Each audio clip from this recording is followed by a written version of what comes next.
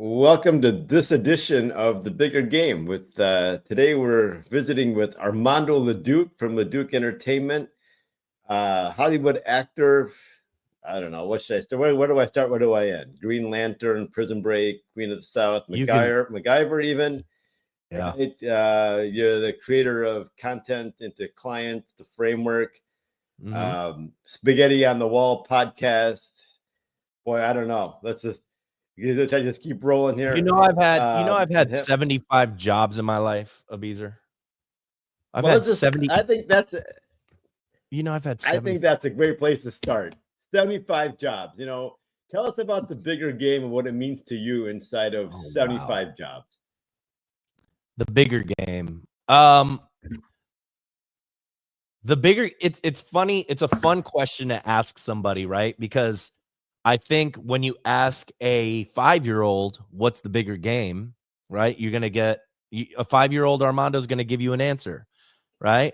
10-year-old Armando is going to give you another answer. 16-year-old Armando, 21-year-old Armando, 30-year-old Armando, 45-year-old Armando, right?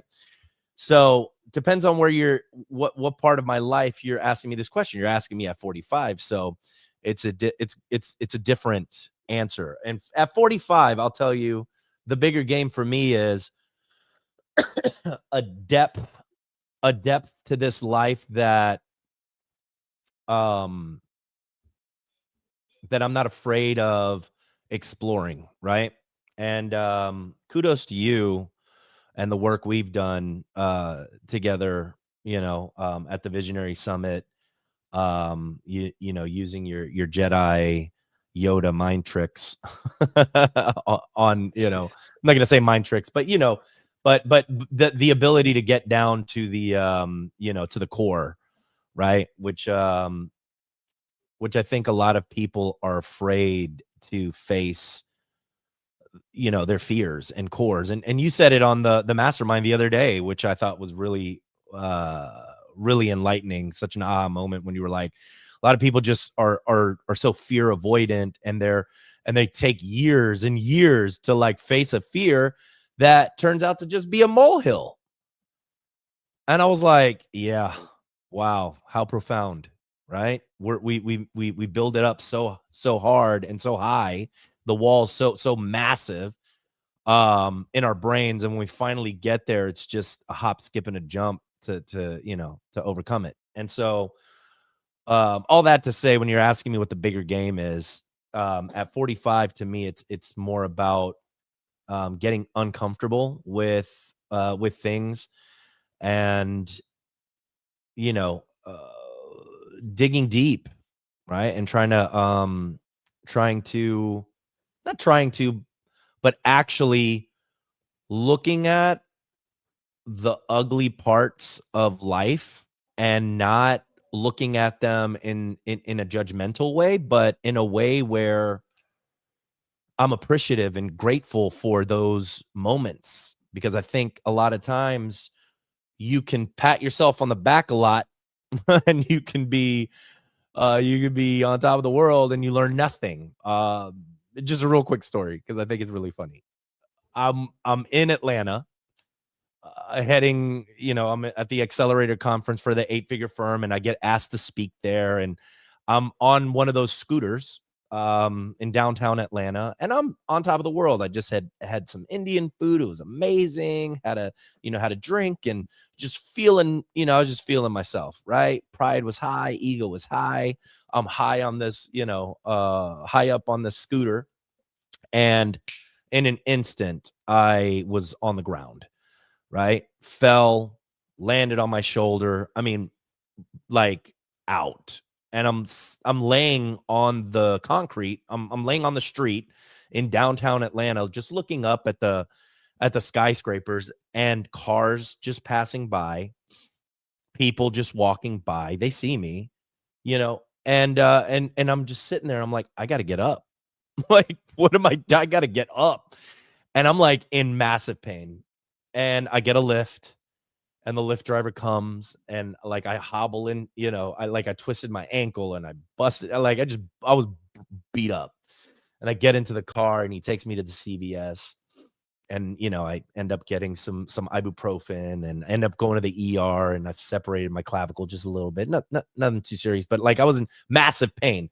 But like it was just a good reminder that like you're at the top, and then like in an instant you're at the bottom. Like you are at rock bottom, right? Metaphorically and actually physically, there's rocks at the bottom, right? And I'm on it. So I like literally and metaphorically hit rock bottom. And I'm sitting there, and I remember before I go to the ER, I'm in like if you were, when they ask you, hey, where are you in a scale of 1 to 10 pain wise? And I'm like, I'm at a 10. Like, can you give me something for this? Cause like I am at a freaking 10 right, like, and just in massive pain. So much so they gave me Percocet and ibuprofen and a shot. And I'm like, and I'm sitting there in this massive pain, throbbing, right? Throbbing and just in pain. And I had a moment of gratitude. I had a moment of gratitude within that pain. Because I said, when was the last time I broke a bone or I was like hurt this hard, like this physically hurt? It doesn't happen often.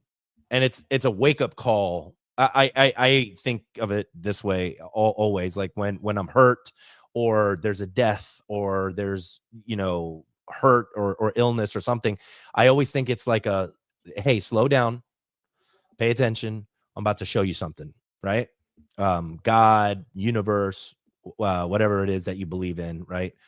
And so I'm sitting there and I'm just kind of grateful for this pain. Cause like, I know I'm not gonna be feeling this for forever, but I was grateful in the moment to be experiencing that, because how beautiful, how amazing that you can feel that much pain as a human being, right? And then go to feeling like elated, right? Like the very next day I get to speak on stage, right? And in front of all these attorneys, talking about imposter syndrome and all of this. So it was just this really interesting, I'm high on life, hit rock bottom, hurt myself in massive pain, grateful for that, and then roll into me speaking on stage, which is, another high.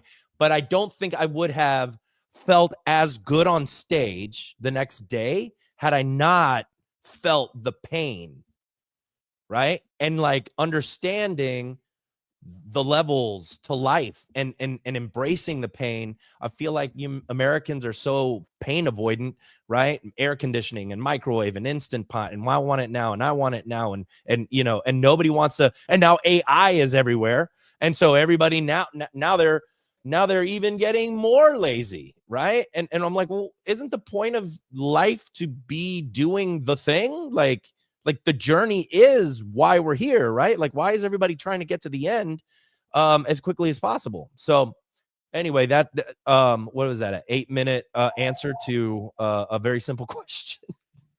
The bigger game.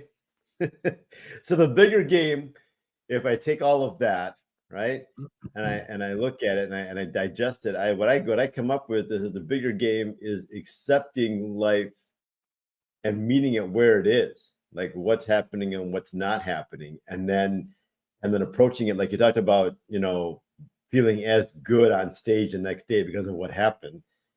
I wonder if that wasn't a sense of humility, everything from the pain, right? From noticing that you were on top of the world and have the scooter on the ground, the pain. The next day you're all good again. You're on top of, on stage, you'd be just being thankful to be there, right? The gratitude in the face of feeling that pain.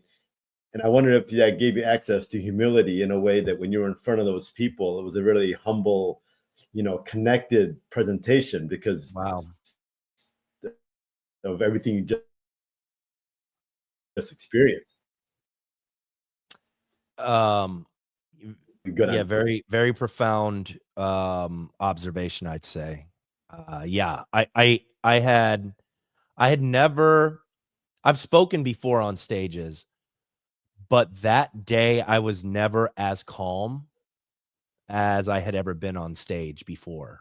There was a humility to me. You know what I mean? Because like, I wasn't wearing like a sling or anything like that, but I was still in pain, right?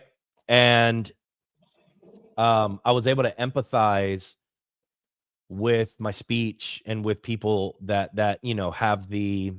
have this pain of getting on stage and putting themselves out there, and and then overcoming imposter syndrome and all of that. So yeah, great observation there, that there was definitely some humility there.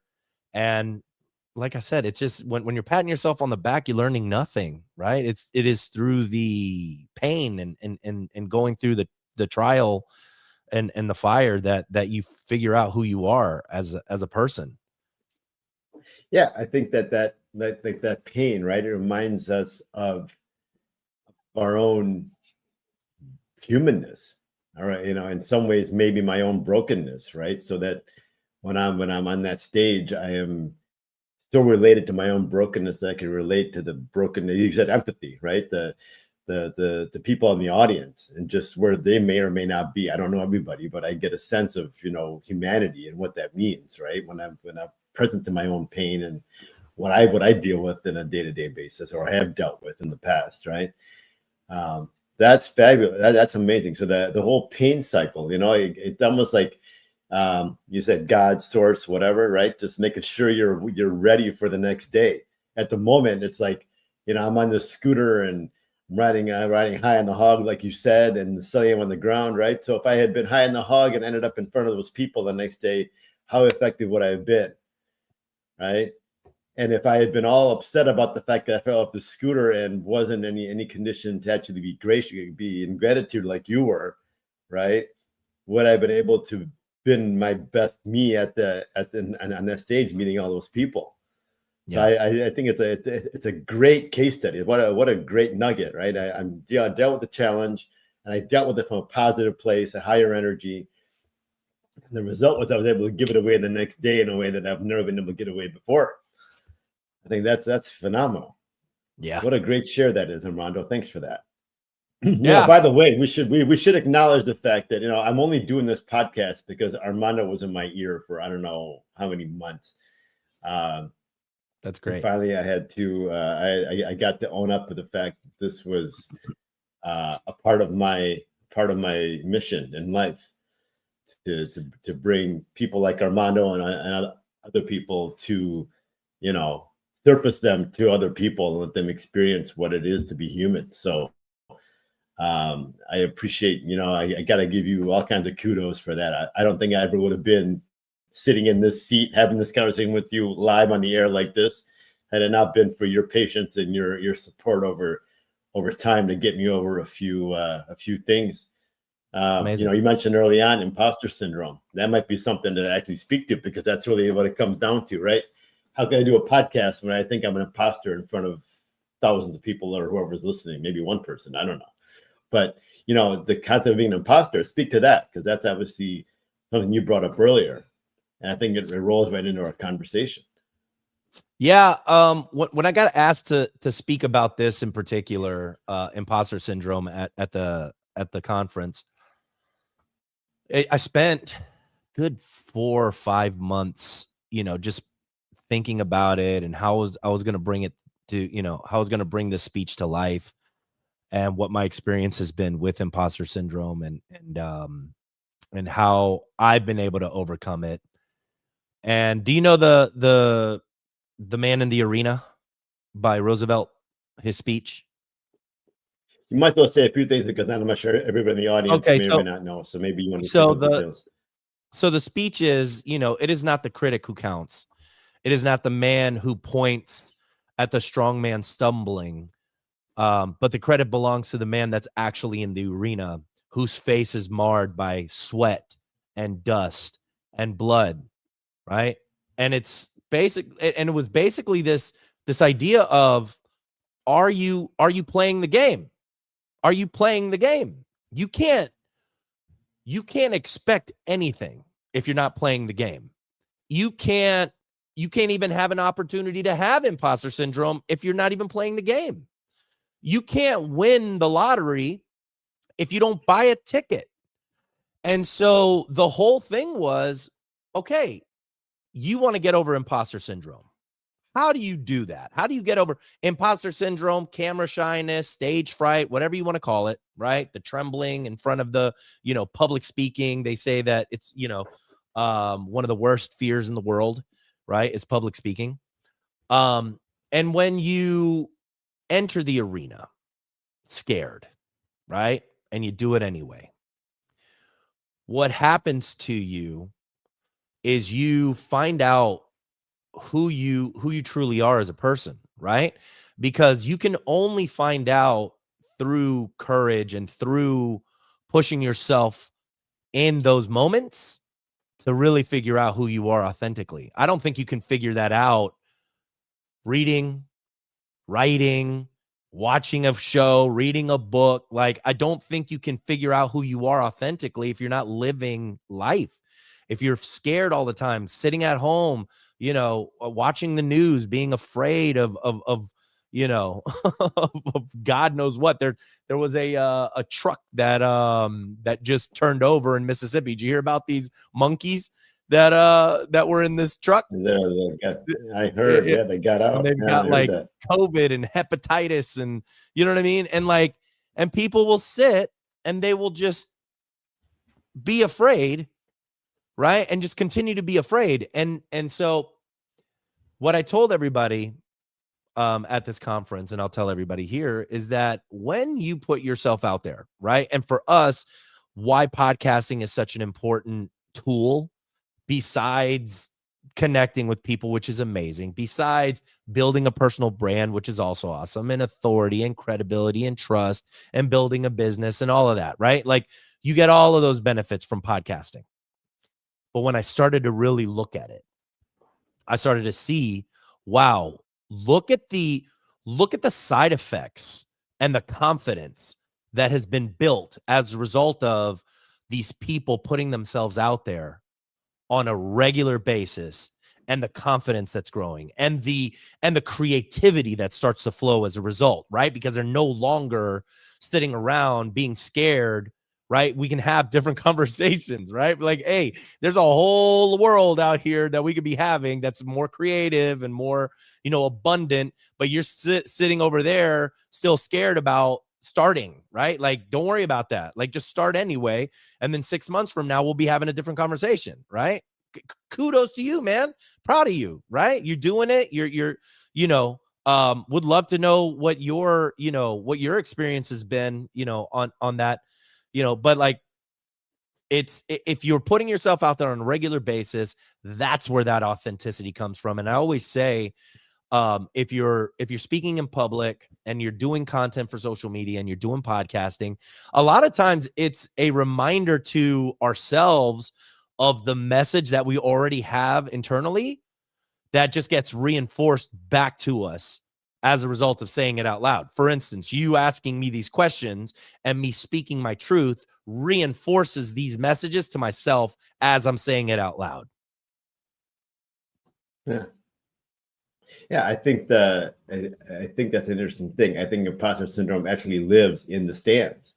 So when I'm on the stands and I'm criticizing, complaining, judging, assessing other people doing what they're doing or not doing, right? It allows me to, quote unquote, safely participate. However, it costs me everything, right? It costs me everything when I'm not on the field, like you said, all dirty, dusty, grindy, sweat on my face, and I don't have any of that going on. It's like, I rob myself of that experience, and then I can never do it. Until I do it, I can't do it. It's philosophically ridiculous what I just said, and it's so true, right? I can't experience it without experiencing it. If I'm sitting up on the side and not participating in podcasts and doing it, you can never get me to the next conversation about, okay, now let's take the next step. Let's do this. Let's do that. Yep. And yeah. What has the experience been for you? The way that's what you're taking people who are living in, who live in the space about, don't know how to get started, who maybe have imposter syndrome going on, may think they may not have anything to say, or maybe, what am I going to say? What do I have that's valuable, right? All of that imposter syndrome you just talked about, and how you take people from there to, take the half step. Let's see what happens, right? And then you do all the production in the back, make it easy for people. I think all of that is essential to today's world, when everything is so much more digital and there's no real office or brick and mortar to go to really experience somebody, right? How do I get myself known? So I think you're providing a critical service inside of imposter syndrome, inside of pain, even, right? Because that comes back to that same fear is part of that pain, right? Yeah. The fear of getting in front of people and doing all of that, like you talked about. I think it's all rolled into one conversation, and you play such an instrumental role in helping people take those half steps to get beyond it. I think that's huge. I've been enjoying that process. It was a blessing to be asked to speak on that in particular, because it actually is changing it's changing my personal brand completely, actually, because I'm getting asked to speak about this again, imposter syndrome and being on camera and and all of that. And I'm loving, I feel like I'm loving that, talking about that more than I love talking about like building a podcast and building a business and scaling and all of that. Like, that's great, but like, if I can really help somebody overcome that fear and that shyness to like speak their truth and put themselves out there, that's just really awesome. Love that. Love to be able to see it. So that's interesting. Take that down one step further first, because obviously podcast is something that you do. You support people and setting that up and running it for them and making it all, presentable and polished and all that. Underneath that, though, there's this, it seems like that's a surface level thing, right? The hidden gem underneath all of that, the value for you inside of that is just taking people from, uplifting people from where they are to their next best self, whatever that version is. Yeah. Maybe it seems like that's your why or your purpose, and podcast just happens to be an excuse. It really is speaking to me on another level these days. Just because I'm seeing I'm seeing the benefits. I saw the benefits for me. I'm case study number one, right? But now, as I'm seeing more and more of my clients hitting these epiphanies and these ahas, and they're doing it and they're seeing the results. I mean, Rufus, who we both know, it took 2 years for me to finally get him to start his podcast. And now I created a monster, right? Like, he started his own YouTube channel. He's doing this thing called Built by You. It's a home improvement show on YouTube, and he has sponsors for this show, and he's written a book, and like, he's a whole completely different person. I'm like, Rufus, have you like really sat and looked yourself in the mirror compared to where you were when we were first talking about, creating content and putting yourself out there, compared to now, like the conversations that we're having and how different it is? And I was like, take that in, man. Like, take that in. Anna was another one that, like, I spoke to her today. I said, how many podcasts have you done? She said 20. I said, please take a moment and take in the fact that you're not having to sit on your hands because you were trembling so much on the first one that you didn't want your hands trembling in front of camera, right? Like, take that in. It's amazing. It's awesome. Yeah, the growth. And I think that's, you talk about the uncomfortable nature at the beginning of this podcast, and I think that's where we thrive as human beings, right?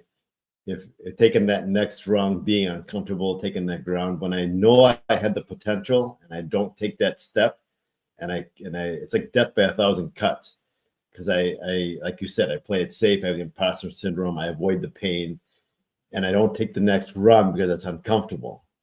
It's uncomfortable sitting in that pain. It's uncomfortable to get beyond imposter syndrome and get on that playing field, right? And so I know I can do it, and I hold myself back from it because of all these boogeyman fears and concerns, right? And like you said, there are molehills many times when you look at them. So then I have death by 1,000 cuts, and I continue to live this life with cut after cut after cut, and I'm doing it to myself. The pain and suffering. You talked about falling off that scooter, right? I mean, take that and just apply it to all these people that are all around us, me and you included, that continue to do that to ourselves just because we're human beings, right? We work to not do that, And we, I guess, because the nature of human being, we continue to do that. And then we look at others and judge them because that person's doing well. Yeah, well, calling the kettle black, right? I'm like, I'm guilty of that myself. Where I get to look at that and really consider how can I apply that to myself versus, taking it on somebody else. And I think you did that on that stage. Yeah. Connecting with people in a way that you've never connected to people, and the experience that as you gave it away, the experience you had back for yourself is priceless. It's it seemed like it was the best talk you've given or the best presence you've had in front of a stage. So it came back to you, what goes around comes around, right? What I give away, I give back, the golden rule. Yeah. And that's what you got back. So that's phenomenal. So many good nuggets here. So many good nuggets here. Is there anything you want to say beyond that? Anything we missed on these topics that you think would be useful for us to know? I love the idea of what you just said in terms of giving, right? And truly giving from a perspective of not expecting something in return. Because I think we do that a lot, where we give where there's still an expectation. And it's very, and look, it's hard to do, right? If you're not used to it. Like at first, if you're not used to giving, just like anything else, I think it's a uncomfortableness, right? It's the imposter syndrome. If you're not philanthropic, if you're not used to giving, maybe because, of how you grew up, and it wasn't, you didn't live in that type of home where, volunteering and being philanthropic and giving back was a thing that you did. It definitely wasn't in my home. So for me, giving without expectation of receiving was very difficult at first, right? Because I would want reciprocity, right? I'm like, all right, I'm going to do this, but then I also want this, right? And I'm not, look, I am not perfect. I still have moments of, well, I gave and I didn't get nothing back, right?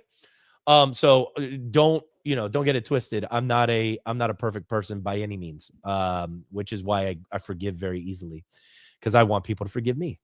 So you taught me that also, right? In terms of, why are we holding on to grudges with people when they're probably doing the best that they can do, and how often are we leaving a trail of chaos behind, because we weren't aware of our actions and how it affected people, right?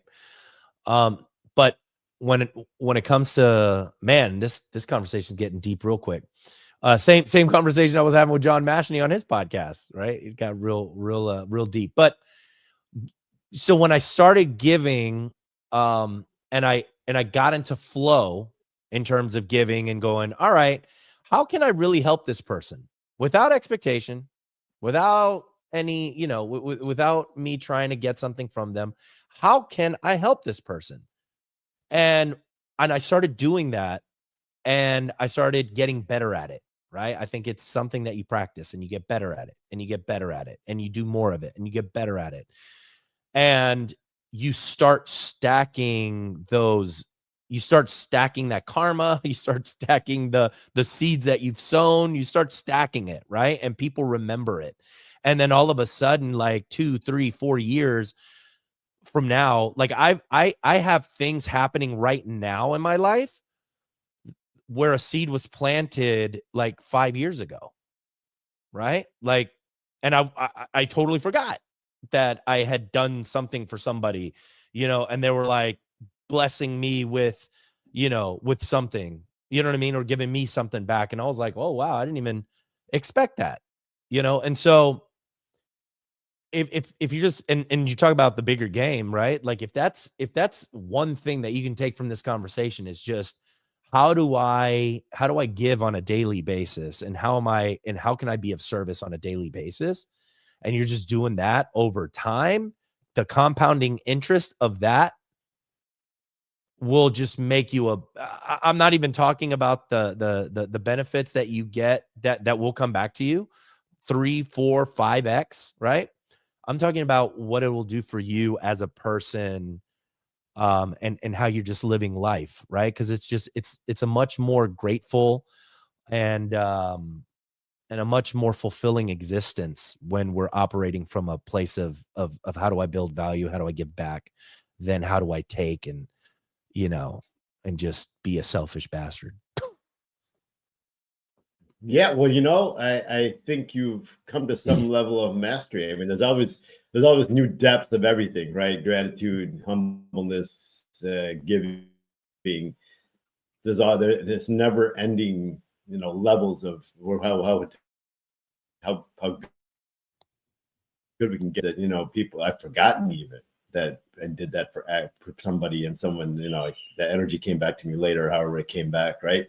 I think that that's pure giving, right? When I can give it, I forget about it. I didn't even know that it happened, or I forget all about it, right? I mean, that's pure giving. I have no recollection of it. I'm not keeping score. I'm not looking for anything. I think that's huge. So I would acknowledge you for that. That's huge. Thanks. Yeah, I love living that life. yeah, and I think that's a great wrap up, right? I think leaving it there on giving, I think is a great place to leave all of us. So appreciate you sharing that. If somebody wants to know how to engage you for maybe helping them get started on the podcast, maybe even get their feet wet a little bit, or at least start thinking about it, or even this conversation, if they want to reach out to you and kind of talk more about that or connect with you in somehow, how do they best reach out to you? LeducEntertainment.com. So they can reach me pretty easy. I'm all over social media. So if you follow me on Instagram, LinkedIn, TikTok, X, YouTube, and you reach out, we are very responsive. So you can reach me very easy. That's awesome.